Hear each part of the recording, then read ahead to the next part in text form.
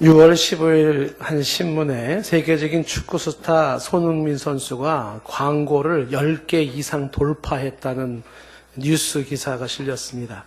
국물 요리부터 음료, 게임에게까지 광고에 출연한 손흥민 선수가 11개가 넘었다.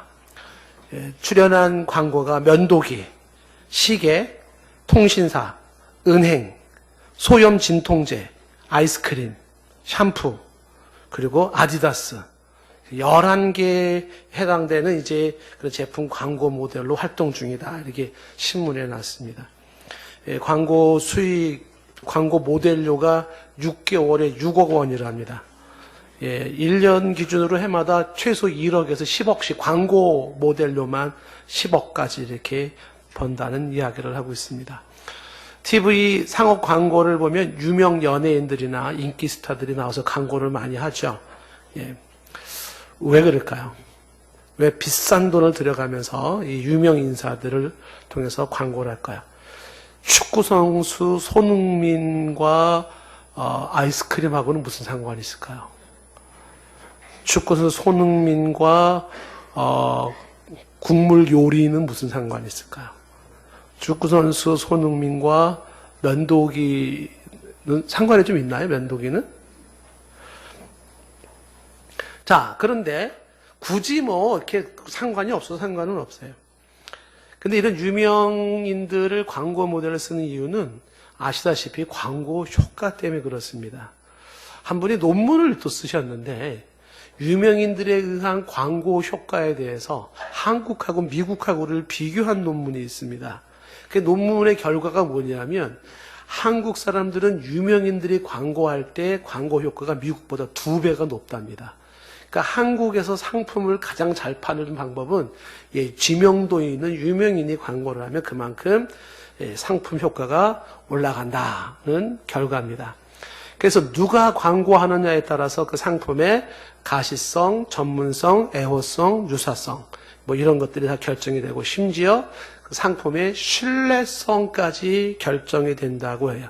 그 상품 자체보다 광고자에 의한 상품에 대한 신뢰성에 영향을 준다는 겁니다. 그래서 소비자들은 상품 자체보다도 그 상품을 누가 광고했느냐에 그 상품에 대한 진정성을 결정을 한다는 거죠. 우리가 흔히 이야기하는 것처럼 무슨 말을 했냐가 중요한 게 아니라 누가 말했느냐가 중요해요. 그러니까 말 내용보다도 누가 말을 했느냐에 따라 사람들은 왔다 갔다 합니다. 예를 들면은 평상시에 불성실한 사람이 진리를 말했다. 이쪽에는 평상시에 아주 성실한 사람인데 거짓말을 했다. 그러면 사람들은 누구 말을 믿을까요? 진리를 말한 이 불성실한 사람의 말을 믿지 않고 거짓말을 하고 있는 평상시 성실한 사람의 말을 믿는 거예요. 그러니까 말의 내용보다도 누가 말을 했느냐에 따라서 그 말 내용 자체의 진실성 여부, 신뢰성 여부가 결정이 되더라는 것입니다. 이게 이제 복음 전파에도 똑같이 영향을 미치죠. 복음 전파할 때 복음 자체에 가지고 있는 진실성보다 그 복음을 누가 전하느냐에 따라서 그 복음이 받아들여질 수 있고 또 거부될 수도 있는 상황이라는 겁니다. 사람에 대한 신뢰도에 따라서 복음에 대한 신뢰도가 결정이 되는 그런 모습입니다. 그래서 때때로 문제가 많은 사람들이 복음을 전할 때 때로는 걱정이 돼요. 그리고 갈등이 생깁니다. 복음의 역효과에 대한 갈등과 고민이죠. 야, 저 사람이 저렇게 문제가 많은 사람이 복음을 전했다가 그 소중한 복음이 거부당하면 어떡하지? 복음까지도 사람들이 무시하면 어떡하지? 이런 갈등이 생기게 되는 것입니다. 자, 오늘 말씀이 이런 연장선상에서 이해될 수 있는 말씀이에요. 그러니까 사도 바울을 불신하고 있는 고린도 교회를 향하여 사도 바울이 극구 변명을 합니다. 근데 그 변명이 얼마나 진지하게 적극적으로 변명하는지 그 변명하는 내용이 꼭 이렇게까지 할 필요가 있을까 싶을 정도입니다. 그런데 사도 바울은 아주 강하게 자신을 불신하고 있는 고린도 교회에 변명을 합니다. 어떤 내용일까요? 그리고 왜 바울은 그렇게까지 했을까요? 바로 이 내용을 오늘 말씀을 통해서 우리가 확인해 보려고 합니다. 자, 오늘 15절 말씀에 보면은요, 이렇게 되어 있죠. 내가 이 확신을 가지고 너희로 2번 은혜를 얻게 하기 위하여 먼저 너희에게 이를 얻다가 이렇게 말하고 있습니다. 내가 이 확신을 가지고 라는 이 확신은 지난주 우리가 보았던 1장 12절에서 14절까지 말씀 같은 내용이에요. 너희가 우리의 자랑이 되고 우리가 너희의 자랑이 되겠다. 마지막 예수의 날에 남는 거는 예수 안에 너와 나, 우리들이다. 이제 이런 내용이죠. 이런 확신을 가지고 너희에게 2번 은혜를 얻게 하기 위하여 2번 은혜를 얻게 한다는 건 2번째 만남으로 다시 한번 2번째 은혜를 끼치고 싶었다라는 거죠. 이게 은혜라는 여기 말이 이제 기쁨, 유익 이런 것이거든요. 그러니까 이제 너희들 방문해서 다시 한번 너희에게 기쁨을 주고 싶었고 유익을 주고 싶었다라고 하는 방문 취지, 고린도 교회로 향한 방문 취지를 이야기를 하고 있는 것입니다. 자, 그러면서 사도 바울이 변명하는 내용이 바로 이거예요. 우리가 이제 그동안 몇 번 언급됐었잖아요. 16절에 너희를 지난다는 게 고린도죠. 고린도를 지나 마게도냐, 북부 마게도냐로 갔다가 다시 마게도냐에서 너희에게로 가서 고린도로 내려가서 너희의 도움을 받고 유대로 갈 계획이었다는 거죠. 이게 이제 원래의 계획이었었어요. 그러니까 지금 원래의 계획이 뭐냐면 에베소에서부터 그 다음에 마게도냐 고린도를 갔다가 그 다음에 마게도냐로 갔다가 다시 고린도에 갔다가 유대로 가는 거예요. 이제 지금 약간 이제 헷갈리기 시작합니다. 여러분들 이제 헷갈리고 이해가 안 되면 그냥 넘어가도 괜찮아요. 그러니까 원래의 계획의 스케줄이 에베소에서 고린도, 고린도에서 마게도냐, 다시 고린도, 그리고 유대로 이렇게 되어 있어요. 근데 요 내용이 우리가 고린도전서 이제 16장 5절, 6절, 2절 말씀에서 우리가 이 말씀을 보았어요. 거기서는 이제 스케줄이 어떻게 되냐면 에베소에서 고린도로 내려가는 게 아니라 에베소에서 마게도냐로 가고 마게도냐에서 고린도로 가고 거기에서 내가 갈 곳으로 너희가 보내주기를 원한다 이렇게 되어 있습니다. 그래서 저희 에베소에서부터 스케줄이 고린도로 바로 가냐 마게도냐를 거쳐 가냐라는 게 이제 틀어지기 시작하는데 실제 여정은 어떻게 되냐 하면 사도행전 20장 1절부터 3절까지 보면은 실제 여정은 에베소에서 마게도냐를 거쳐서 그 다음에 고린도로 내려왔다가 헬라로 내려왔다가 여기에서 다시 마게도냐로 올라갔다가 그리고 드로아를 거쳐서 수리아를 가버려요. 지금 제가 얘기하는 부분이 스케줄이 어떻게 차이점이 나는지는 여러분 그냥 들어서는 이해가 안 될 거예요. 집에 가셔서 한번 지도책을 펴놓고서 한번 이렇게 선을 한번 그려보시지 않으면 뭐가 다른지 이제 이해가 잘 안 될 겁니다. 그래서 지금 에베소라고 하는 지금의 터키 땅에서 쭉 배 타고 내려와가지고 그리스 남부에 있는 고린도를 갔다가 북부 마게도냐, 알렉산더 대왕이 등장했던 그 마게도냐를 거쳐서 다시 고린도 왔다가 그리고 유대로 갈 뭐 이런 계획이 에베소에서 마게도냐부터 거쳐서 고린도에 왔다가 그리고서 이제 다시 마게도냐를 거쳤다가 고린도 또 한 번 왔다가 반복했다가 가려고 했었던 계획들 이게 다 틀어져요.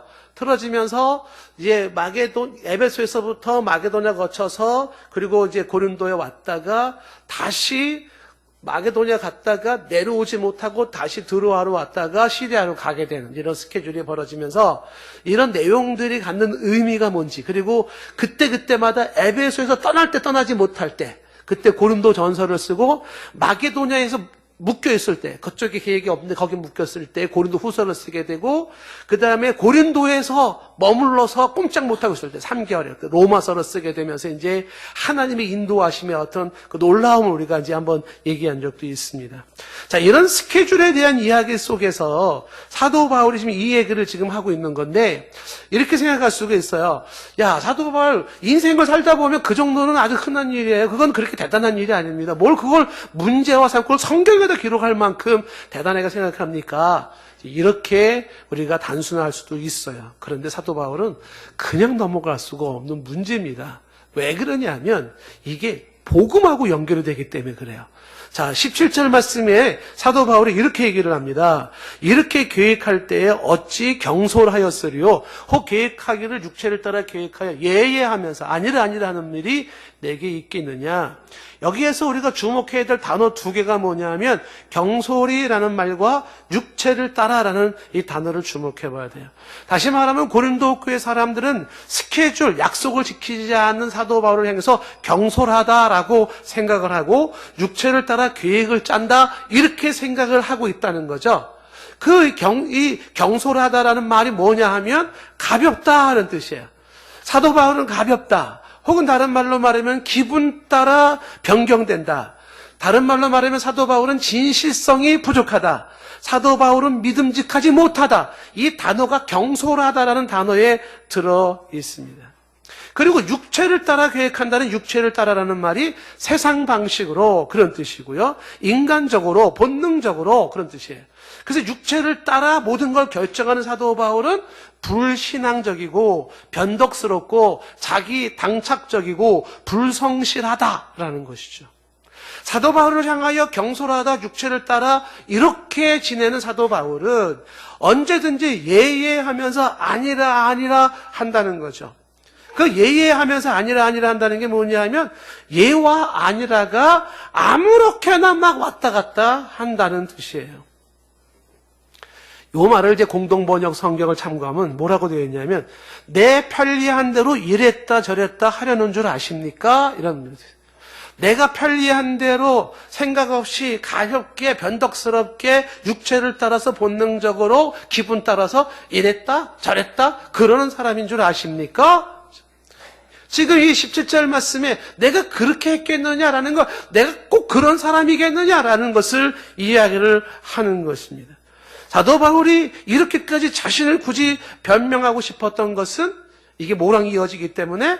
복음이랑 이어지기 때문에 그러는 거예요. 다시 말하면 사람들에게는 어떤 속성이 있어요? 그 상품에 대한 진정한 가치성보다 그거를 누가 광고하느냐, 누가 말하느냐에 따라서 그 상품에 대한 그 가치, 진정성, 신뢰성이 결정이 된다는 거 아닙니까? 그러니까 사도 바울이 야 그런 인간이야, 그렇게 믿을 수 없는 인간이야, 그렇게 신뢰가 안 되는 인간이야 라고 하는 것이 뭐랑 연결되냐면 그가 말했던 복음도 그렇게 별 볼 일 없는 거야, 신뢰가 안 되는 거야, 믿을 수 없는 거야, 이렇게 연결이 되더라는 거예요. 여기에 사도 바울이 긴장을 하고 있는 것입니다.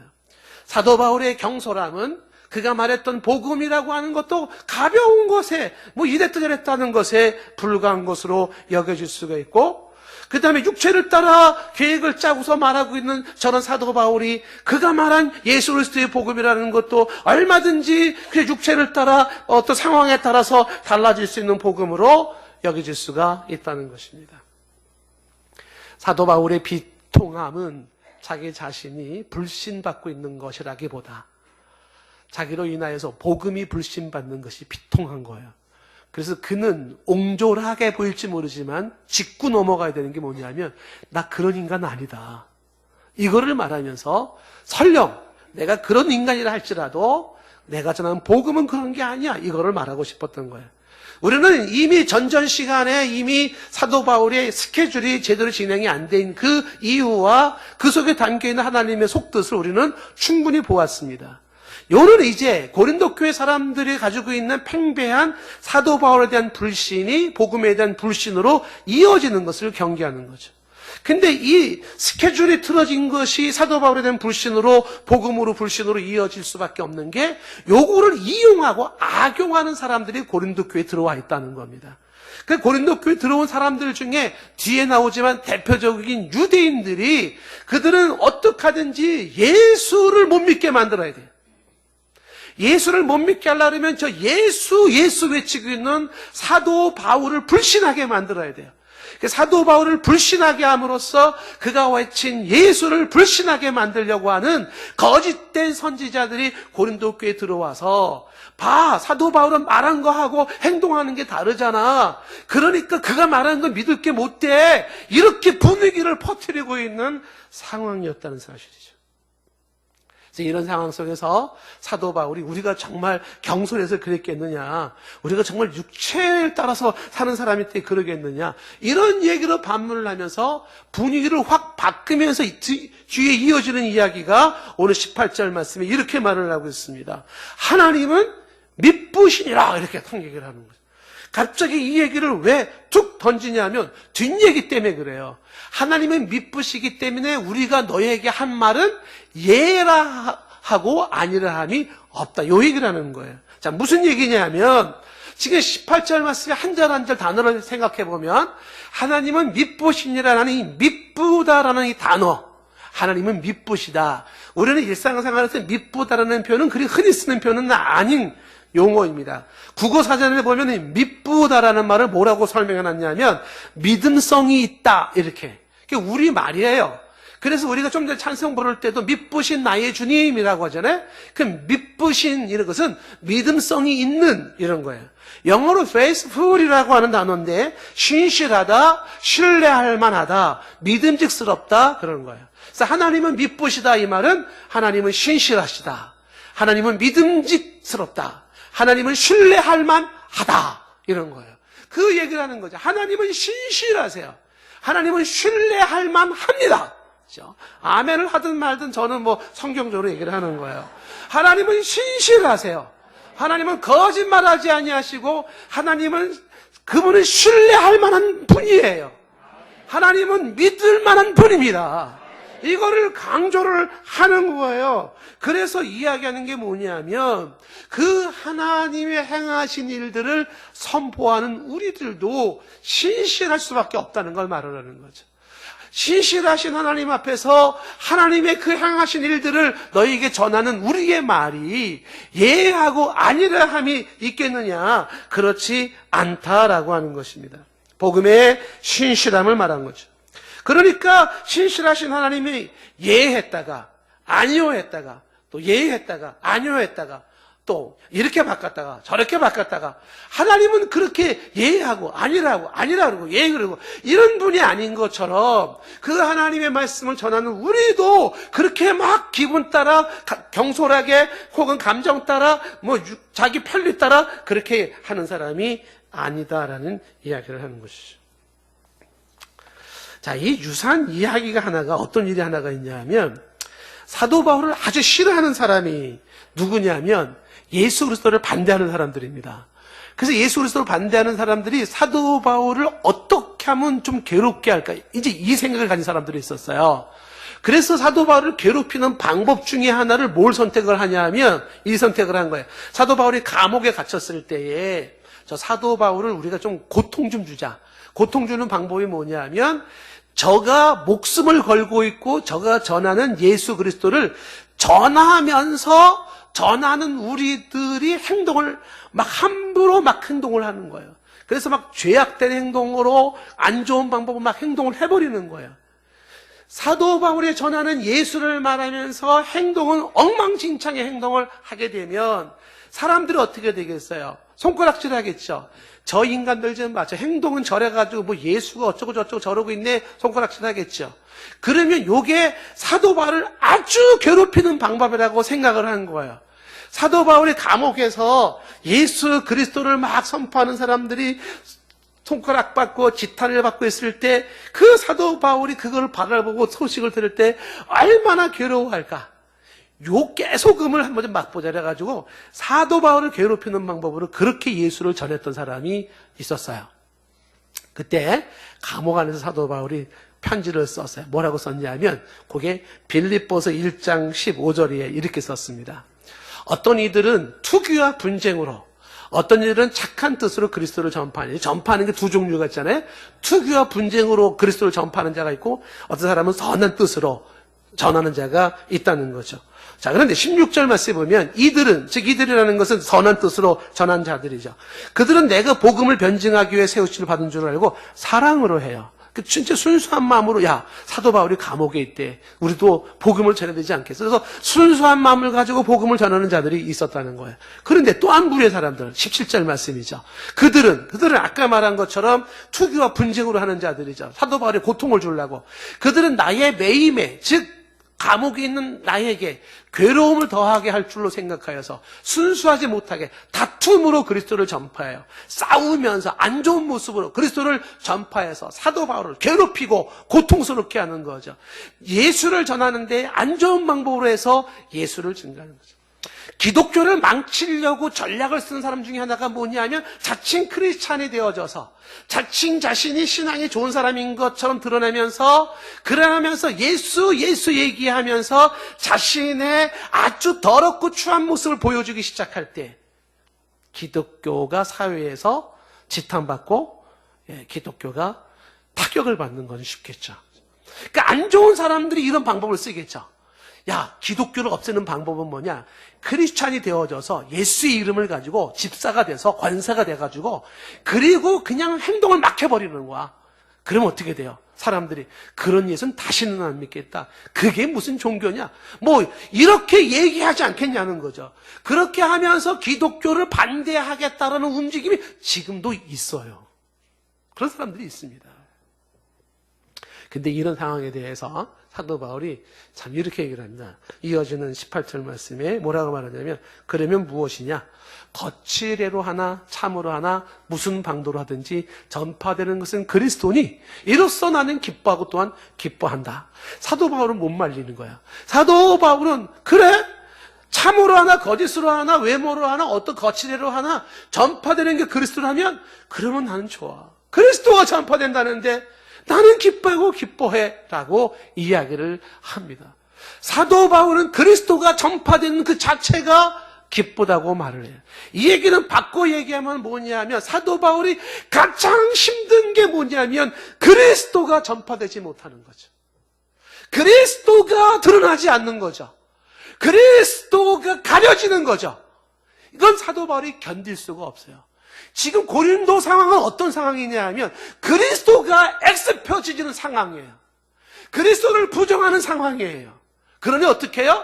사도 바울은 변명할 수밖에 없는 거죠. 내가 스케줄 그 약속을 어겼다는 문제 때문에 나에 대한 불신이 그리스도에 대한 불신으로 간다? 아니지 그러면 안 되지. 이렇게 지금 이야기가 진행이 되고 있는 것입니다. 하나님은 신실하다는 이야기와 함께 자, 계속해서 사도 바울이 뭐라고 얘기하나 보십시오. 19절 말씀에 이렇게 말을 합니다. 우리 곧 나와 실로아노와 디모데로 말미암아 너희 가운데 전파된 하나님의 아들 예수 그리스도는 예하고 아니라함이 되지 아니하였으니 그에게는 예만 되느니라 하죠. 여기 세 사람이 등장되고 있는데 나라는 말이 있죠. 그 나가 누구겠습니까? 바로 사도 바울이죠. 그 다음에 실로아노는 우리가 사도행전에 나와 있는 신라예요. 신라. 그러니까 실로아노는 로마식 이름이고 신라는 유대식 이름인데 바울과 신라 유명하죠. 그 신라입니다. 그래서 이 신라도 로마의 시민권을 가진 자를 보통 보고 있는데 동행자죠. 감옥에 같이 가고 그리고 또 한 명이 디모데라는 사람이에요. 이 세 사람이 공통적으로 전한 게 누굽니까? 바로 하나님의 아들 예수 그리스도입니다. 하나님의 아들 예수 그리스도는 사도 바울 한 사람이 전한 것이 아니에요. 바울이 전할 뿐만 아니라 신라가 전하고 디모데가 전하고 지금까지 역사 속에 수많은 사람들이 전한 게 바로 하나님의 아들 예수 그리스도이죠. 예수 그리스도라는 이 사실을 최소한 본문의 세 사람이 공통으로 증거했다고 말을 하고 있습니다. 자, 그러면서 이 하나님의 아들 예수 그리스도는 예하고 아니라함이 되지 않는다. 다시 말하면 예수 그리스도의 이 복음은 변덕스럽지가 않다는 것이죠. 예하라 하고 아니라 하고 뭐 그렇게 되지 않는다는 거예요. 변덕스럽게 이랬다 저랬다 하는 게 아니라는 거예요. 항상 모순이 없고 혹은 이중성이 없는 항상 일정한 모습으로 그 사실 팩트가 존속하고 있는 바로 그것이 예수 그리스도 하나님의 아들 복음인 것입니다. 여기서 저와 여러분들이 심각하게 독수리 눈을 해가지고 이 말씀을 집중해야 될 게 있어요. 그게 뭐냐 하면 하나님의 아들 예수 그리스도는 예수 그리스도가 하나님의 아들이요 그리스도가 되신다는 사실, 십자가의 피를 흘림으로써 메시아로 구원을 이루신 그 사실, 이거는 언제든지 예가 되고 언제든지 아니라 되지 아니하는 시공간을 초월한 절대 불변의 진리라는 사실이에요. 왜 이 사실에 대해서 독수리 눈을 해가지고 집중하라고 말씀을 드리냐 하면 한번 따라하세요. 복음의 현재성. 주 예수 그리스도의 십자가 사건이 만들어 놓은 구속의 역사, 이 복음의 현재성은 시간이 지나도 변하지 않는 복음으로 역사하는 거고, 이 복음의 현재성은 아프리카에서나 유럽에서나 아시아에서나 아메리카에서나 오세아니아 주에서나 어디에서나 변함이 없는 팩트로 복음인 것이에요. 과거나 현재나 미래나 앞으로 2000년, 3000년이 지나도 저 갈보리 산에서 십자가에 매달려 피 흘리신 예수 사건 그 자체가 사람들의 죄와 죽음에서 살려내는 복음이고, 사람을 구원시키는 복음이고, 죄 사는 복음이고, 하나님의 자녀가 되는 복음이고, 영원한 나라를 상속받게 하는 복음인 것이에요. 제가 이걸 심주어 강조하는 이유는 오늘날 잘못된 신학자들이 말을 하기를 이렇게 말을 하는 거죠. 복음은 오늘날 우리 시대에 맞게끔 새롭게 탄생되어야 한다고 말을 하는 사람들이 있다는 거예요. 다시 말하면 그 옛날 과거에 말하던 고리타분한 그 십자가의 복음을 아직도 붙잡고 있는 것은 전근대적인 미련함이라고 말하고 있다는 거죠. 언제까지 그 옛날 사람들이 가지고 있었던 그 예수 십자가 그 얘기만 울겨먹고 있겠냐? 오늘날 시대에 맞는 그 새로운 복음이 나와야 되지 않냐? 오늘날 우리에게 맞는 복음이 나올 때 거기서 나온 세련미, 거기서 나온 스마트함, 거기서 맞는 신선함이 있는 게 아니냐라고 이야기를 하는 거죠. 이렇게 말하는 사람들은요, 대부분이 주 예수 십자가에 흘리신 십자가 사건을 하나의 종교적 상징으로만 본다는 사실이에요. 종교적 상징이라는 것은 상징 자체가 중요한 게 아니라 그 안에 의미가 중요하다는 거죠.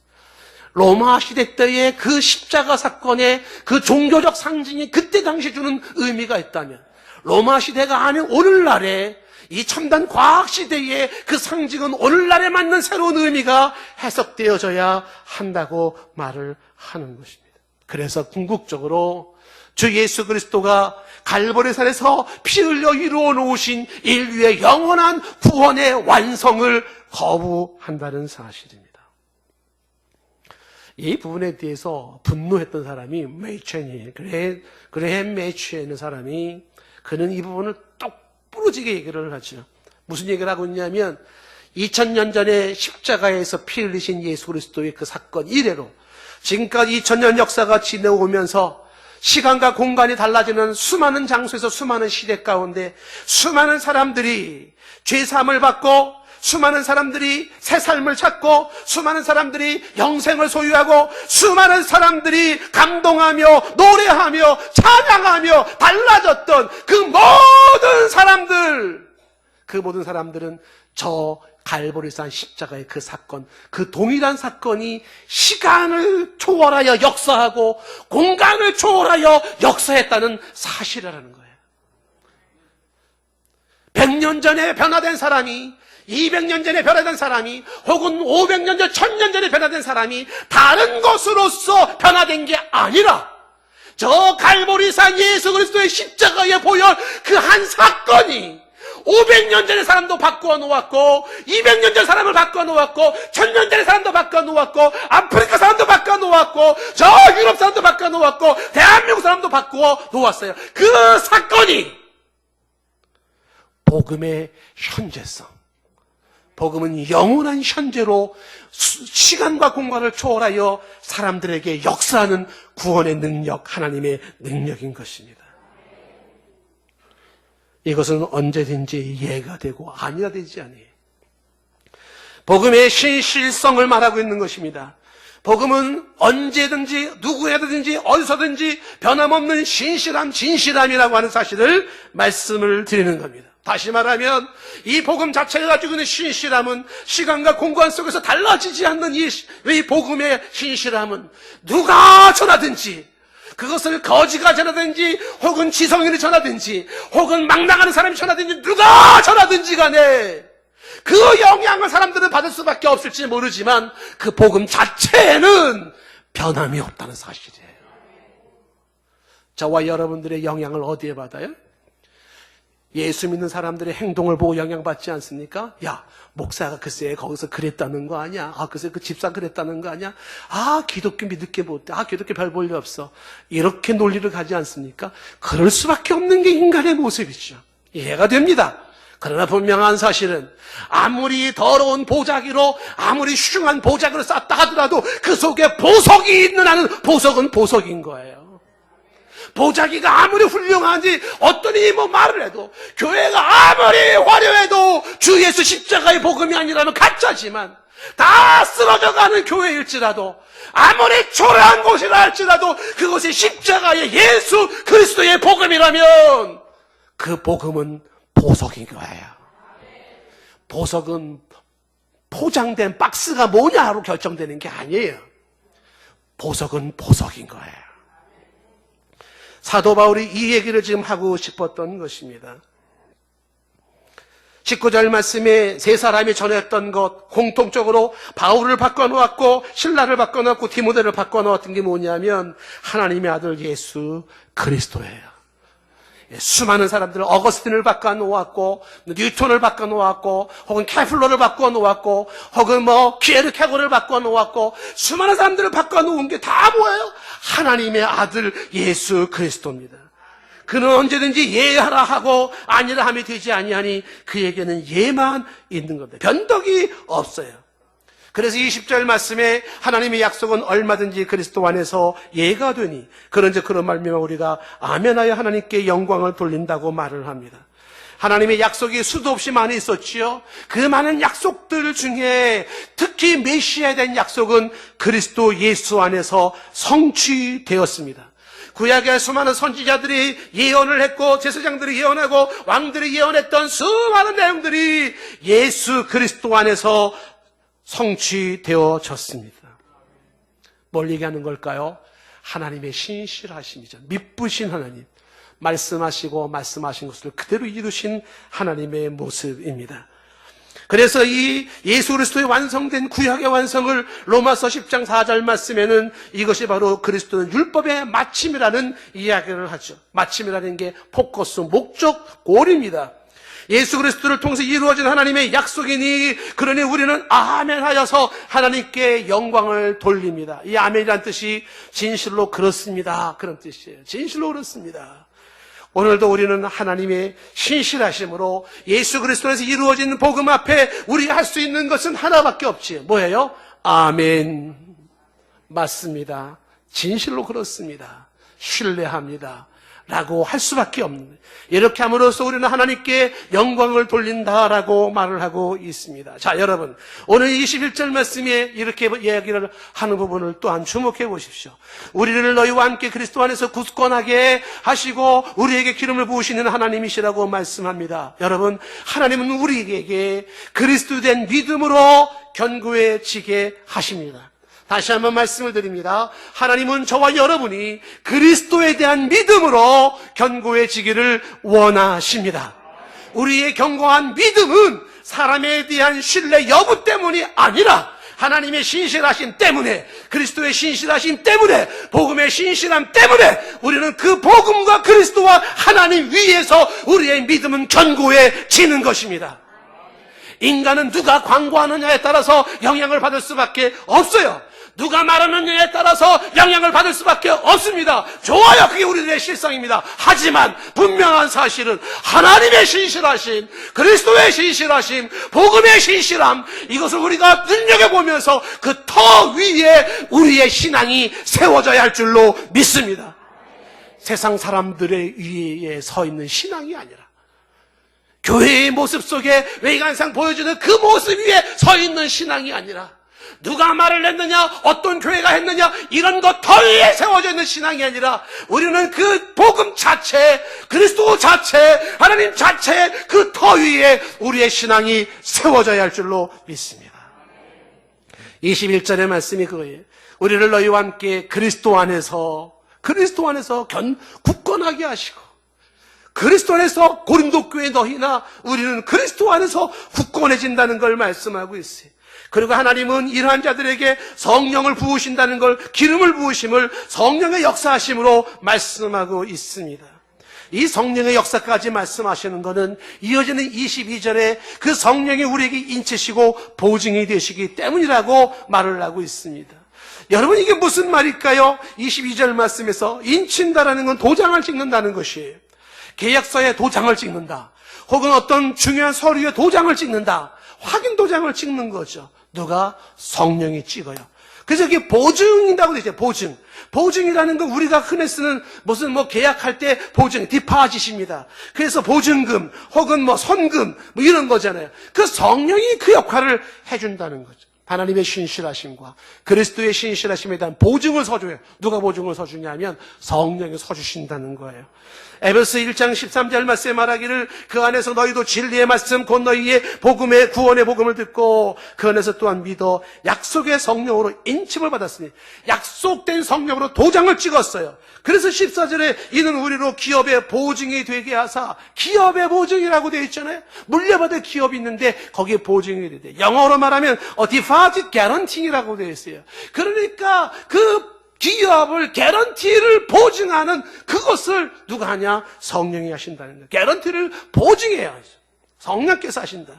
우리는 수요일 날에 이 말씀을 보았습니다. 특히 구원에 관련해서 구원이 성령의 역사라는 것을 보았었죠. 성령께서 우리로 하여금 거듭나게 하시고, 성령께서 우리를 회개케 하시고, 성령께서 우리를 믿음을 갖게 하시고, 성령이 우리를 의롭게 하시고, 성령이 우리를 하나님의 자녀가 되게 하시고, 성령이 우리를 거룩하게 하시고, 성령이 우리를 영화롭게 한다는 사실을 보았습니다. 성령의 개런티 보장이죠. 로마서 5장 5절 말씀에 이렇게 말했어요. 소망이 우리를 부끄럽게 하지 아니하면, 우리 그리스도에 대한 소망이 부끄럽지 않죠. 이유는 우리에게 주신 성령으로 말미암아 하나님의 사랑이 우리에게 마음에 부은 바 된다고 말씀하고 있습니다. 성령이 우리 속에 하나님의 사랑을 부어 주십니다. 여러분, 혹시 찬양 속에, 말씀 속에 부으시는 하나님의 사랑을 경험해 본 적이 있습니까? 성령이 부어주시는 거예요. 하나님의 사랑을 우리에게 부어주시죠. 갈라디아서 4장 6절 말씀은 그 성령이 아들의 영으로서 우리로 하여금 하나님을 아빠, 아버지라 하게 한다고 말씀하고 있습니다. 성령이 우리 가운데 보증하시는 건 굉장히 많아요. 아까 말한 중생에서 영화에 이르기까지, 그리고 그 성령이 우리로 하여금 어떻게 해요? 보게 하심으로 보고, 성령이 알게 하심으로 알아지고, 성령이 깨닫게 하심으로 깨달아지고, 성령이 이해하게 하심으로 이해가 되어지고, 성령이 믿게 하심으로 믿어지고, 성령이 확신을 갖게 하심으로 확신을 갖게 되는 거죠. 성령이 감사하게 함으로 감사가 일어나고, 성령이 감동을 주므로 감동을 받고, 성령이 격려하시니까 격려를 받고, 성령이 용기를 주니까 용기를 얻고, 성령이 기쁨을 주니까 기쁨을 노래하고, 성령이 희망을 주니까 우리는 희망을 갖는 줄로 믿습니다. 사람의 방법이 아니에요. 주 예수 십자가 앞에 누가 그렇게 엉엉 울면서 눈물을 쏟습니까? 성령이 깨닫게 하실 때, 성령이 역사하실 때 일어나는 것이죠. 저는 오늘 말씀의 결론을 이렇게 내립니다. 사람에 대한 평가로 복음에 대한 평가를 하지 마십시오.